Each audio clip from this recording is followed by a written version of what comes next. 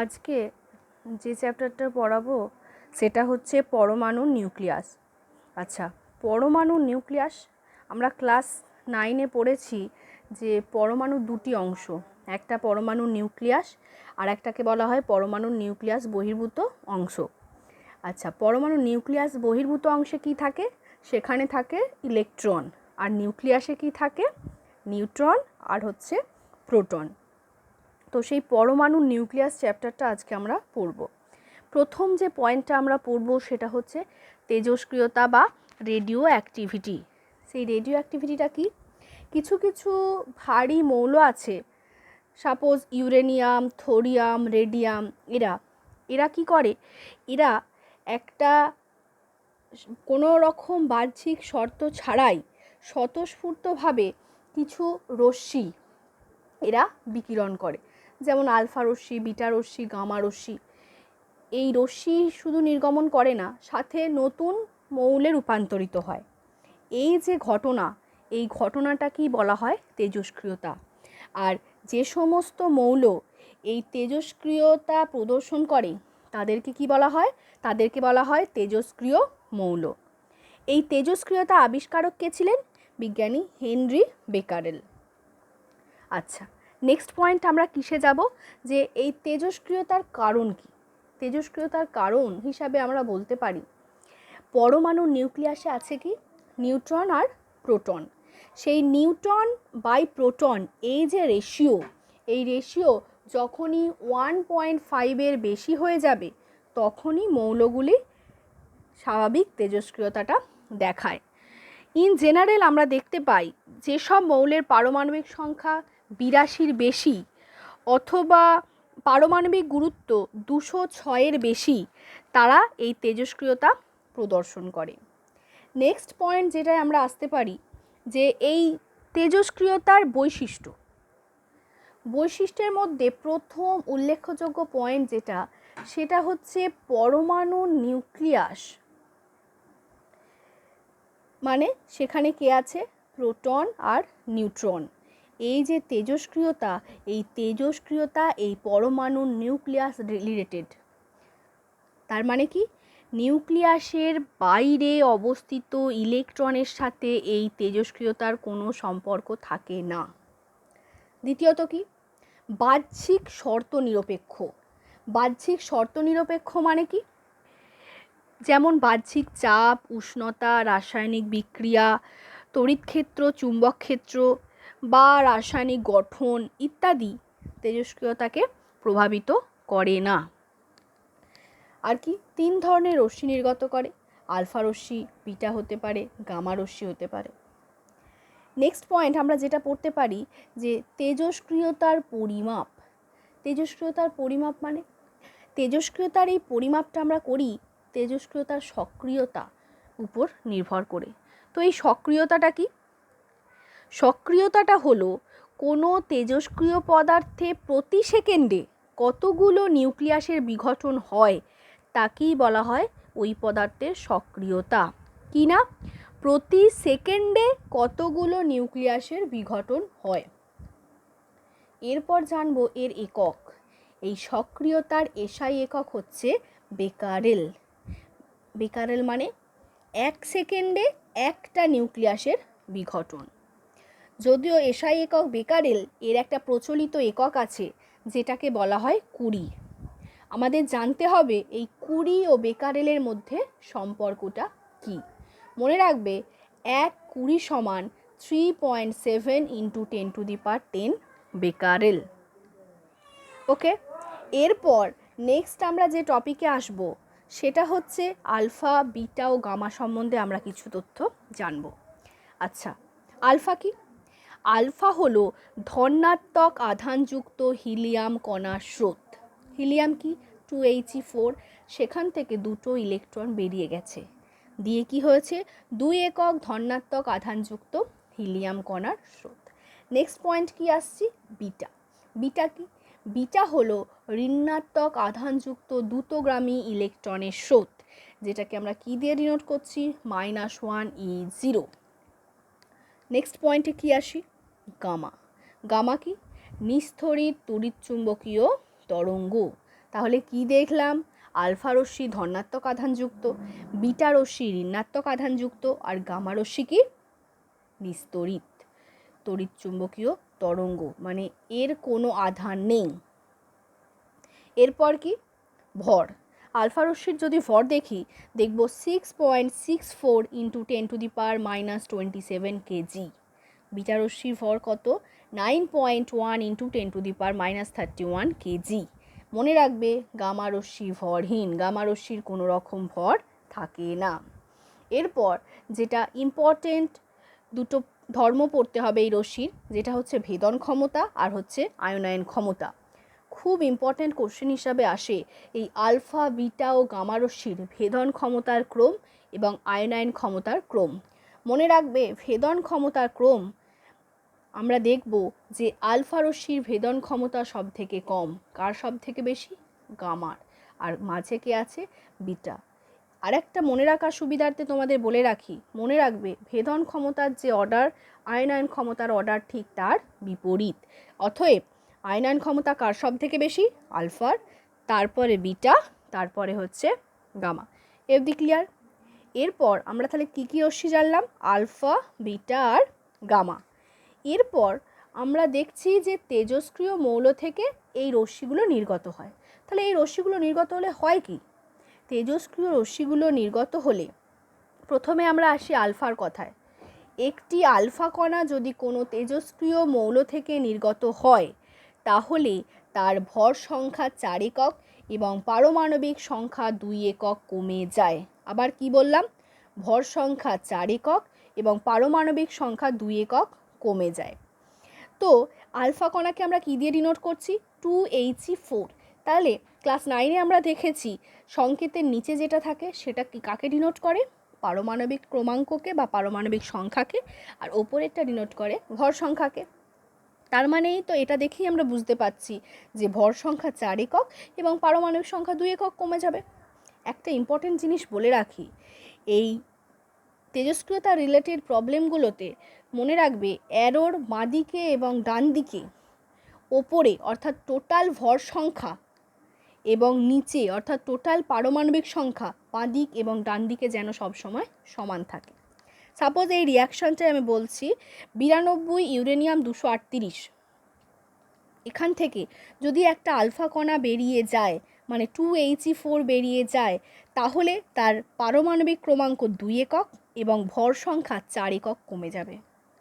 সুতরাং 90 পারমাণবিক ক্রমাঙ্ক বিশিষ্ট থোরিয়াম সেখানে উৎপন্ন হয়ে গেছে। আর একটা জিনিস কি বললাম? ওপরের ভর সংখ্যা আর নিচের পারমাণবিক সংখ্যা কিন্তু বাঁ দিক আর ডান দিকে কি হবে? সমান হবে। তাহলে এখানে নিচে কত আছে? 92, 92। এখানে থোরিয়াম 90 আর হিলিয়ামের 2, তাহলে টোটাল এদিকেও 92, এই সাইডেও 92। আবার ওপরে ভর সংখ্যা 238, থোরিয়ামে 234, আর এখানে আলফা কণার জন্য আমরা পাচ্ছি 4। সুতরাং বাঁ দিক এবং ডান দিকে টোটাল যে ভর সংখ্যা আর পারমাণবিক সংখ্যা সেটা কিন্তু সব সময় যে কোনো রিয়াকশানে কি হবে? সমান হবে। নেক্সট যেটাতে আমরা আসছি সেটা হচ্ছে বিটা কণা নির্গমনের ফল। তাহলে কোনো তেজস্ক্রিয় মৌল থেকে একটা বিটা কণা নির্গত হলে কি হবে? মনে রাখবে ভর সংখ্যা আনচেঞ্জড থাকবে, মানে ভর সংখ্যা একই থাকবে, বাট পারমাণবিক ক্রমাঙ্ক, পারমাণবিক সংখ্যা 1 একক বেড়ে যাবে। আর কি? মনে রেখো বিটাকে আমরা কি দিয়ে ডিনোট করি? -1 E0। তাহলে কি হচ্ছে? সাপোজ একটা উদাহরণে বলতে পারি 6C14, এটা একটা কার্বনের তেজস্ক্রিয় আইসোটোপ। এখান থেকে যদি একটা বিটা কণা বেরিয়ে যায়, তাহলে তার ভর সংখ্যা অর্থাৎ 14 আনচেঞ্জড রয়েছে, বাট পারমাণবিক ক্রমাঙ্ক 6 ছিল, সেটা কি হয়ে গেছে? 7 পারমাণবিক ক্রমাঙ্ক বিশিষ্ট নাইট্রোজেন। ক্লিয়ার? তাহলে বিটা কণা বেরোলে ভর সংখ্যার কোনো রূপ পরিবর্তন হবে না, বাট পারমাণবিক ক্রমাঙ্ক 1 একক বেড়ে যাবে। ওকে, নেক্সট গামা। গামাতে কি? গামা রশ্মি নির্গত হলে ভর সংখ্যা ও পারমাণবিক সংখ্যার কোনো রূপ পরিবর্তন হবে না। গামা রশ্মি নির্গত হলে ভর সংখ্যা ও পারমাণবিক সংখ্যার কোনো রূপ পরিবর্তন হবে না। এরপর একটা জিনিস আমরা বলতে পারি যে তাহলে গামা রশ্মি নির্গত হয় কখন? মনে রাখবে কখনো তেজস্ক্রিয় কোনো মৌল থেকে প্রথমেই গামা রশ্মি নির্গত হয়ে যাবে না। প্রথমে আলফা অথবা বিটা কণা নিঃসৃত হবে, এরপরে আলফা বা বিটা কণা নিঃসৃত হলে সেটা একটা উত্তেজিত অবস্থায় নিউক্লিয়াসটা চলে আসবে। নিউক্লিয়াসটা যখন উত্তেজিত অবস্থায় চলে আসবে, সে স্বাভাবিক অবস্থায় আসার জন্য অতিরিক্ত শক্তি গামা রশ্মি হিসাবে নির্গত করে দেবে। ঠিক আছে, এরপর তোমাদের জন্য একটা প্রশ্ন রইল। 92A238, এখান থেকে একটা আলফা রশ্মি নির্গত হয়ে গেছে, তাহলে বি কি হবে, মানে বি এর পারমাণবিক সংখ্যা আর ভর সংখ্যা কত হবে? বি থেকে একটা বিটা কণা বেরিয়ে গেছে, তাহলে সি হবে, সি এর পারমাণবিক ক্রমাঙ্ক ভর সংখ্যা কত হবে? সি থেকে একটা বিটা কণা বেরিয়ে গেছে, তাহলে তার পারমাণবিক ক্রমাঙ্ক এবং ভর সংখ্যা কত হবে? আর কি মনে রাখবে কোশ্চেনটা আছে যে এ আর ডি এবং বি আর সি এর মধ্যে সম্পর্ক কি হবে? আমি জাস্ট বলে রাখলাম, ক্লাস 9-এ তোমরা পড়েছো দুটো মৌলের মধ্যে, বা দুটো মৌল নয় সরি দুটো নিউক্লাইডের মধ্যে যদি পারমাণবিক ক্রমাঙ্ক সমান হয় কিন্তু ভর সংখ্যা আলাদা হয়, তাহলে তাদেরকে বলা হয় একে অপরের আইসোটোপ। আর যদি তাদের পারমাণবিক ক্রমাঙ্ক আলাদা হয় কিন্তু ভর সংখ্যা এক হয়, তখন তাদেরকে বলা হয় একে অপরের আইসোবার। ওকে, এরপর আমরা কয়েকটা ইম্পর্টেন্ট পয়েন্ট একটু জেনে রাখবো। কি, কোনো তেজস্ক্রিয় বিঘটনের ক্ষেত্রে আলফা এবং বিটা কণার নিঃসরণ একই সঙ্গে হয় না। একটি আলফা কণা অথবা বিটা কণার নিঃসরণ হয় এবং তার সঙ্গে গামা নিঃসরণ হতে পারে। আর কি, নেক্সট ইম্পর্টেন্ট পয়েন্ট যেটা, তেজস্ক্রিয় মৌল যৌগ উৎপন্ন করলেও তার তেজস্ক্রিয়তার পরিবর্তন হয় না।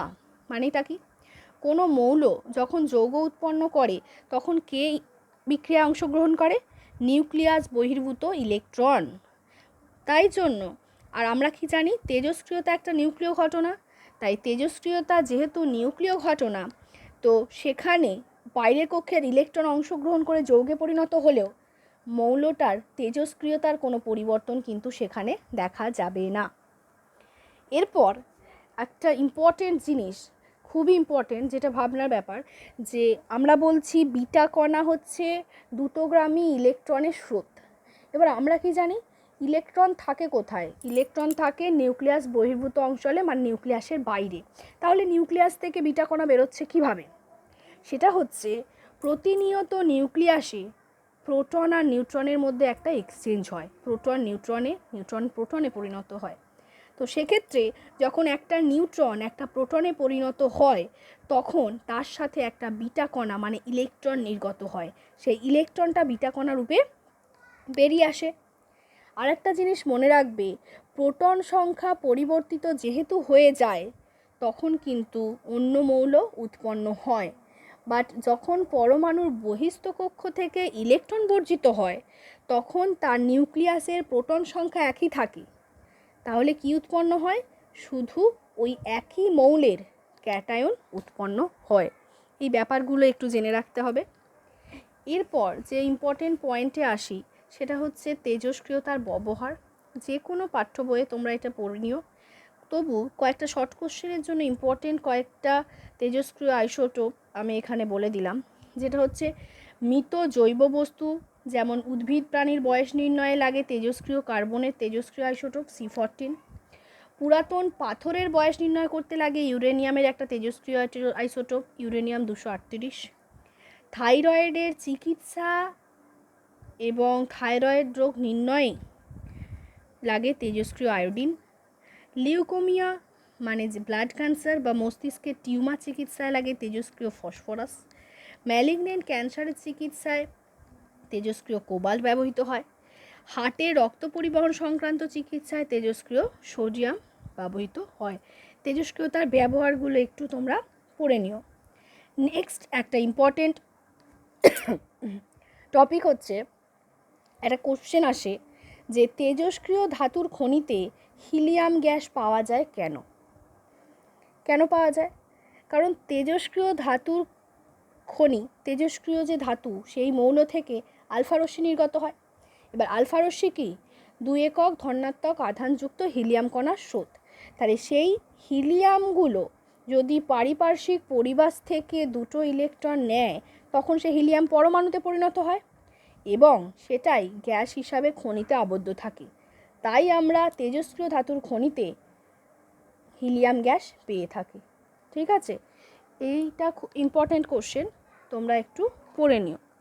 নেক্সট যে টপিকে আমরা আসব সেটা হলো ভর বিচ্যুতি। খুবই ইম্পর্টেন্ট ভর বিচ্যুতি। তাহলে বিচ্যুতি মানে একটা চেঞ্জ আমরা বুঝতে পারি। তো ভর বিচ্যুতিটা কি? নিউক্লিয়াসে কে কে থাকে? প্রোটন আর হচ্ছে নিউট্রন। তো নিউক্লিয়াসের ভর বলতে, প্রত্যাশিত ভর বলতে আমরা কি বুঝবো? সমস্ত প্রোটনের ভর প্লাস হচ্ছে সমস্ত নিউট্রনের ভর। বাট যখন আমরা পরীক্ষা নিরীক্ষায় দেখি তখন দেখতে পাই যে নিউক্লিয়াসের যে প্রত্যাশিত ভর তার থেকে যে তার প্রকৃত ভর সেটা কিছুটা কম। তার মানে প্রত্যাশিত ভর আমাদের একটু বেশি ছিল, বাট প্রকৃত ভর তার থেকে একটু কম। তাহলে এই যে ডিফারেন্সটা, এই যে বিচ্যুতিটা, সেটাকেই কি বলা হয়? ভর বিচ্যুতি। তাহলে ভর বিচ্যুতি কি? প্রত্যাশিত ভর মাইনাস হচ্ছে প্রকৃত ভর। তাহলে এই যে ভরের বিচ্যুতি হচ্ছে সেই ভরটা যাচ্ছে কোথায়? আইনস্টাইনের E=mc² ফর্মুলা অনুযায়ী এই ভরে বিচ্যুতিটা শক্তিতে রূপান্তরিত হয়। এখানে ই কি, সি কি বা এম কি আমরা জানতে হবে। ই হচ্ছে কতটা শক্তি লিবাইট করবে বা মুক্ত শক্তি। এম কি? ভর বিচ্যুতি, মানে কতটা ভর শক্তিতে রূপান্তরিত হয়েছে সেটা। আর সি কি? সি হলো শূন্য মাধ্যমে আলোর বেগ, যেটাকে বলা হয়, তার মান ধরা হয় 3 × 10⁸ মিটার/সেকেন্ড। তাহলে ভর বিচ্যুতি বোঝা গেল। তাহলে এই যে ভর বিচ্যুত হলো সেই ভরটা কিসে পরিণত হলো? শক্তিতে। সেই শক্তিটাই হচ্ছে নিউক্লিয়াসের বন্ধন শক্তি। তাহলে বন্ধন শক্তি, আবার একটা নতুন টার্ম পেলাম, বন্ধন শক্তি। সেটা কি? বন্ধন শক্তি হচ্ছে নিউক্লিয়ন। নিউক্লিয়ন মানে নিউক্লিয়াসে যে নিউট্রন আর প্রোটন আছে তাদেরকে একসাথে বলা হয় নিউক্লিয়ন। তাহলে এই নিউক্লিয়নগুলো দ্বারা যখন নিউক্লিয়াস গঠন করা হয় যে পরিমাণ শক্তি নির্গত হয় তাকেই বলা হয় নিউক্লিয়াসের বন্ধন শক্তি। এই শক্তির পরিমাণটা কার সাথে সমান? ওই যে ভর বিচ্যুত ভর থেকে যে পরিমাণ শক্তি রূপান্তরিত হয় সেটাই হচ্ছে এই বন্ধন শক্তির সাথে সমান। মনে রাখবে, পরমাণুর ভর পরিমাপের একটা একক ছিল পারমাণবিক ভর একক, যেটাকে আমরা বলি অ্যাটমিক মাস ইউনিট। তাকে ডিনোট করা হয় ইউ দিয়ে। তো এই ওয়ান অ্যাটমিক মাস ইউনিট সমান 1.66 × 10⁻27 কেজি। এটা একটু, এই ট্রান্সফরমেশনটা একটু মনে রাখতে হবে। এরপর জাস্ট একটা ইনফরমেশান মনে রাখবে শর্ট কোশ্চেনের জন্য, 1 ইউ মানে 1 পারমাণবিক ভর একক ভর যদি শক্তিতে রূপান্তরিত হয় তাহলে 931 মেগা ইলেকট্রন ভোল্ট পরিমাণ শক্তি উৎপন্ন হয়। কি? 1 ইউ ভর যদি শক্তিতে রূপান্তরিত হয় তাহলে 931 মেগা ইলেকট্রন ভোল্ট পরিমাণ শক্তি উৎপন্ন হয়। ঠিক আছে, এরপর আমাদেরকে জানতে হবে দুরকম নিউক্লিয় বিক্রিয়ার কথা। নিউক্লিয় বিক্রিয়া দুরকম। প্রথম একটা বিক্রিয়া যেটাকে আমরা বলছি নিউক্লিয় বিভাজন বিক্রিয়া। বিভাজন মানে কি? ভেঙে যাওয়া। তাহলে যখন কোনো ভারী নিউক্লিয়াস, যখন কোনো তেজস্ক্রিয় পরমাণুর ভারী নিউক্লিয়াসকে ধীর গতিসম্পন্ন নিউট্রন দিয়ে আঘাত করা হয় তখন সেটা ভারীটা ভেঙে অপেক্ষাকৃত হালকা ভরে দুটো প্রায় সমান নিউক্লিয়াসে পরিণত হয়। তার মানে কি? সাপোজ একটা উদাহরণ দিলে বুঝতে পারবো। সাপোজ 92 ইউরেনিয়াম 235, এটি একটা ভারী তেজস্ক্রিয় মৌল। একে যদি ধীর গতিসম্পন্ন নিউট্রন দিয়ে আঘাত করা হয় সে ভেঙে অপেক্ষাকৃত সমান ভরের দুটো আলাদা নিউক্লিয়াসে পরিণত হয়। যেমন 56 বেরিয়াম 141, 36 ক্রিপ্টন 92। তাহলে ভারী নিউক্লিয়াস ভেঙে অপেক্ষাকৃত কম ভরের যে নিউক্লিয়াসে ভেঙে যাওয়া সেটাকেই বলা হয় নিউক্লিয় বিভাজন। এই উদাহরণে আমরা কি দেখতে পাচ্ছি? যে একটা নিউট্রন গৃহীত হয়েছে, দিয়ে 3টে নিউট্রন বেরিয়ে আসছে। তাহলে এই যে উৎপন্ন নিউট্রন সেগুলো আবার এই ইউরেনিয়াম নিউক্লিয়াসকে অ্যাটাক করবে, তাহলে আবার ভেঙে আবার নিউট্রন তৈরি হবে। এইভাবে রিয়াকশানটা চেন আকারে চলতে থাকবে, যা শৃঙ্খল বিক্রিয়া নামে পরিচিত। পারমাণবিক বোমায় এই নিউক্লিয় শৃঙ্খল বিক্রিয়া ঘটানো হয়ে থাকে।